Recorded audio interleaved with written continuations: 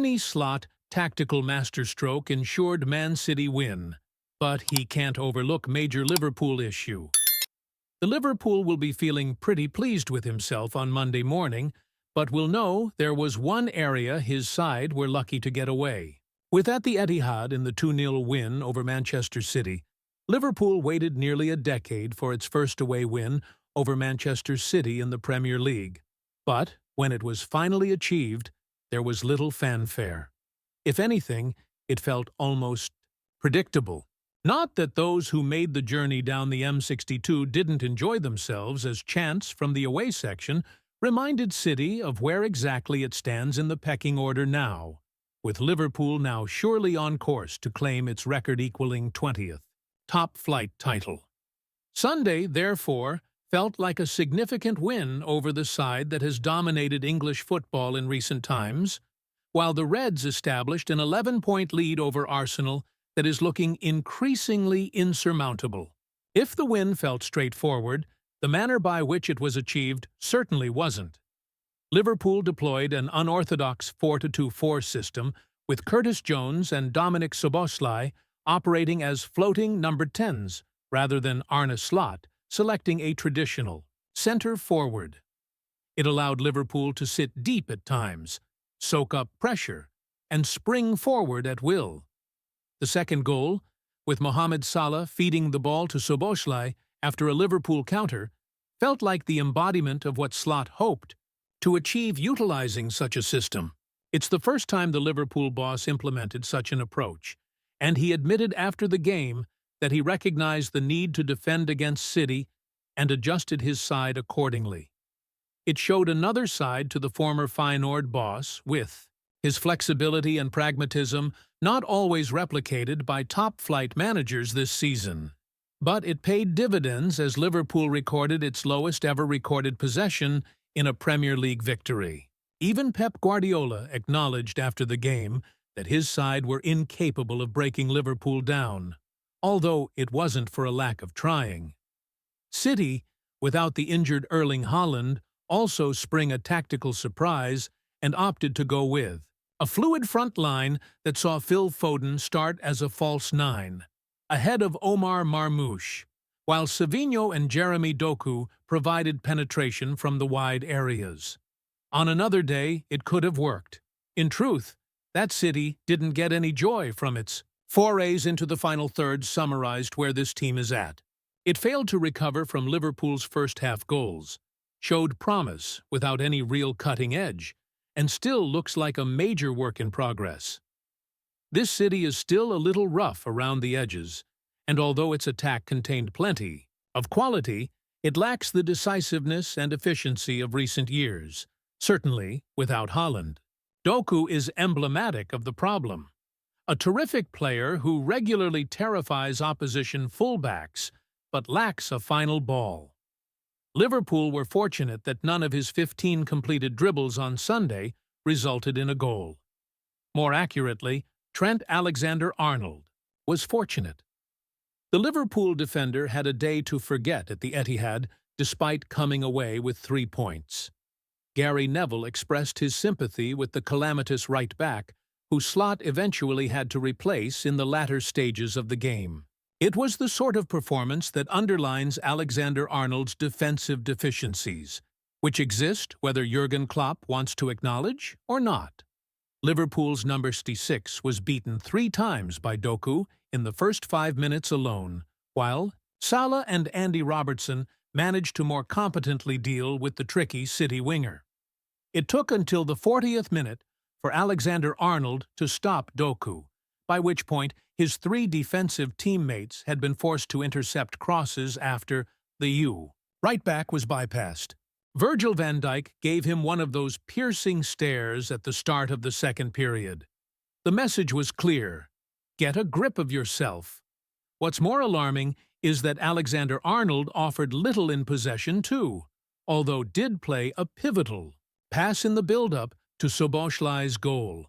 It's not the first time this season that the academy graduate has put in such a woeful display. Last month's shocker against Manchester United is still fresh in the memory. And while performances Like this are not a weekly occurrence, they do happen too often. Aston Villa's best attacking moments came down Alexander-Arnold's flank on Wednesday night, for example. Critics will point to the potential Real Madrid move and wonder whether it is impacting his concentration and application, while it does give credence to a growing thought that Liverpool could in fact be more rounded with Connor Bradley as first-choice right-back. The team would certainly miss Alexander-Arnold's creativity and defense-splitting passes, but it would at least have its defensive Achilles heel removed. That's a problem for the summer and beyond, but the immediate concern remains ensuring those creaks in Liverpool's backline aren't exposed again in the final months of the campaign. Liverpool news and transfers. Live. Florian Wirtz, interest. Mohamed Salah deal close. Nunez plan Liverpool news, and transfers live after the Reds moved 11 points clear in the Premier League title race. Darwin Nunez is linked with an exit, while Arne Slot will get signings. Liverpool extended its lead at the summit of the Premier League table by beating Manchester City at the Etihad Stadium for the first time since 2018. Mohamed Salah and Dominic Szoboszlai scored the goals in a convincing victory for Arne Slot's men. With Arsenal losing to West Ham United earlier in the weekend, the Reds knew a win would make a substantial gap even larger in the standings. And with Salah on the field, it was always likely to go that way. If you play away at the Etihad, if you win there, it is always a big win, no matter what the league table looks like, Slot said during his post-match press conference. If you play away from home against a Pep Guardiola team, it is almost impossible to have more ball possession than his team has. We knew we had to defend a lot, and that's what we did really well. And then some good moments in the counterattack led to us winning the game. The fans can sing whatever they want. I think they've sung it for quite long already. But we know as a team how hard we have to work for every single win. It was only 3 days ago somebody asked me if we'd had a dip on Wednesday. I don't believe that, as well as I am calm now about this win. Follow the latest Liverpool transfer news in our live blog below. We'll bring you all the best reaction after the Reds won 2-0 away at Manchester City. Castello Lukeba Contact Liverpool has made contact for the potential signing of RB Leipzig defender Castello Lukeba, according to Sky Sports in Switzerland. It's suggested that the Reds, along with Manchester United and Chelsea, have had scouts keeping an eye on the 22-year-old, with positive reports being sent back. What's more, contact is already said to have been established with all 3 clubs, although they will have to fork out a large amount to secure his signing. Lukeba is reported to have a release clause of nearly $94 million, 90 million, in his contract, which could make things more difficult. Real Madrid asks for Alexander-Arnold favor. Real Madrid already has a summer agreement in place for Trent Alexander-Arnold, according to Spanish outlet Real Madrid Confidencial. However, the La Liga giant may need to ask a favor of Liverpool first. It's claimed that Real will follow the same plan it has used with previous free agent signings, including Kylian Mbappe and David Alaba, meaning it will hold off on any announcements until the end of the season out of respect to Liverpool. However, it's also suggested that the Reds may be asked to release Alexander-Arnold from his contract early so that he can join up with his new teammates. Los Blancos will be involved in the revamped Club World Cup, which begins on June 14th, 2 weeks before the right-back's contract at Anfield expires. Matheus Cunha on Liverpool's radar. Matheus Cunha is on Liverpool's radar. Journalist Graham Bailey has told Rousing the Cop. It's suggested that the Wolves star will be in contention for a summer move to Anfield, although the Reds will have to fork out a large fee for Cunha signed a new contract earlier this month. It's thought that the new deal contains a $78 million, $62 release clause, and plenty of other clubs are said to be interested. Caught Offisti has claimed that Tottenham, PSG, Manchester United, Chelsea, Arsenal, and Aston Villa are all in the running. Troy Deeney snubs Salah again. Despite another sensational performance against Manchester City, Mohamed Salah has been snubbed by Troy Deeney yet again. The former Watford striker overlooked the Liverpool talisman in his Team of the Week for BBC Sport, instead picking Brentford's Brian Mbeumo on the right of his front three.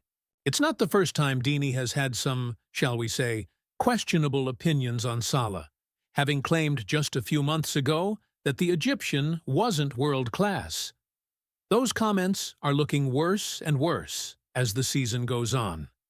Florian Wirtz. Interest Manchester City is seeking to sign Florian Wirtz this summer, according to the Daily Mail.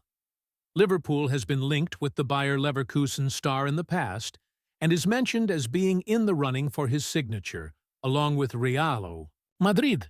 City, though, may hold an advantage, with Leverkusen also said to be eyeing up James McAtee after making a formal approach in January, only to be rebuffed by City.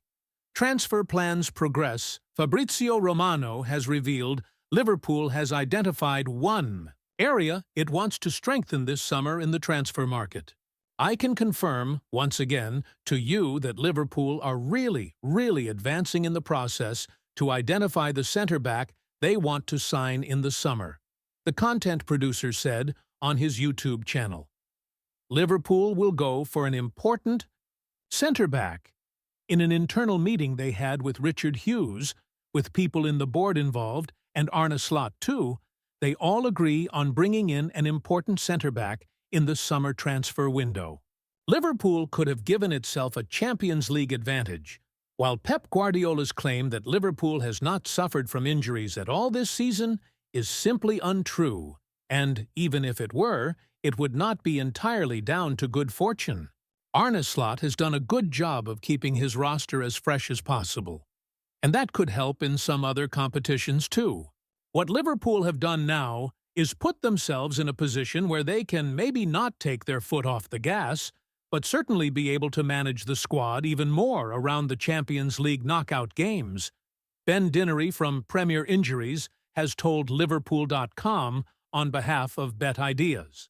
All of these things are coming together, and hopefully for Liverpool supporters, that's going to reap the rewards. Just from a very basic standing, if you play more games, the chances of you picking up more injuries increases. That comes with European football, and we have seen that with teams outside of the Big Six, with squads not big enough to handle it. The data is there to support the fact that once you are in European competition, you get more injuries. On average, it is around 10 extra injuries per season. Post-match verdict. Was Liverpool fortunate to escape with all 3 points from the Etihad? That might seem like an odd question given how calm the final stages were, but had Jeremy Doku managed to exploit Trent Alexander-Arnold's defensive deficiencies, it could have been a very different game. When could Liverpool be crowned champions? That might feel a bit presumptuous, but Liverpool fans are lying if they try and pretend the thought hasn't crossed their minds. Incredibly, it could come against one of the Reds' biggest rivals. Oitoid. Hard-earned 3 points. More from Mac Allister. He has posted a photo on social media showing his battle scars from the win over City. The midfielder was involved in a collision with Omar Marmoush, and, although he was able to continue, came out the game bit battered and bruised.